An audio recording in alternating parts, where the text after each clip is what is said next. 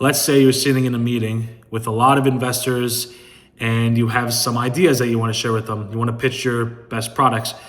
It would be natural to only pitch the best possible product that you have, right? You're not going to bring prototypes and flaws in your products and all this other nonsense.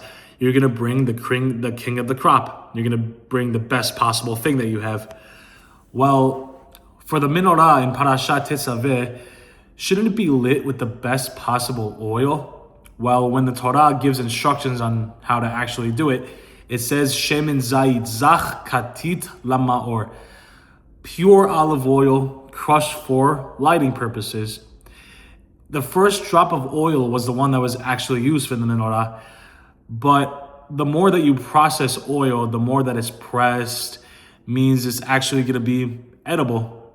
The Chazal says the first drop of oil, or the one that was used for the menorah, was not edible at all. Like, you can't eat with it. But that doesn't really make sense, because shouldn't the best possible oil be the one that's used for the menorah? Like, why not bring the premium product here? Like, why is the oil not the best that it could possibly be? Well, when you're sitting in the meeting with the investors, and the goal really is not to show the best thing that you have, it's to show clarity. It's to show that you know what you're talking about. It's about really the clarity inside of your product. So the menorah's product here, the entire purpose of the menorah was the light. The Torah never glorified the oil, right? It doesn't make sense. People aren't going to go up to it and be like, oh my gosh, this oil is so good. Wow, that's the only thing I see here. No, you know what they're really going to see? They're going to see the light of the menorah. That's the thing that really shows the most. You don't notice a source, you notice the illumination in the menorah. The flame rises on its own. As we should know, by the way, Moshe's name is not mentioned one time in this week's parasha.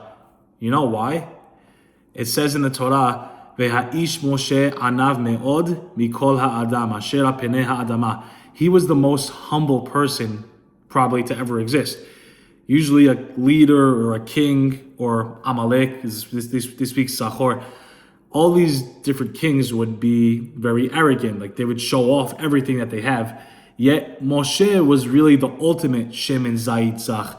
He was very pure. He was clear, humble, never ever seeked recognition once in his entire life, really. He never inserted himself into any message that's written into the Torah. And like a great pitch, Avodat Hashem isn't necessarily about showing off. It's about showing up with the right clarity and sincerity and pure heart. So the question shouldn't really be, when you wake up every day, what's the best that you could show? It should be, what is the purest light that you could bring? Shabbat Shalom.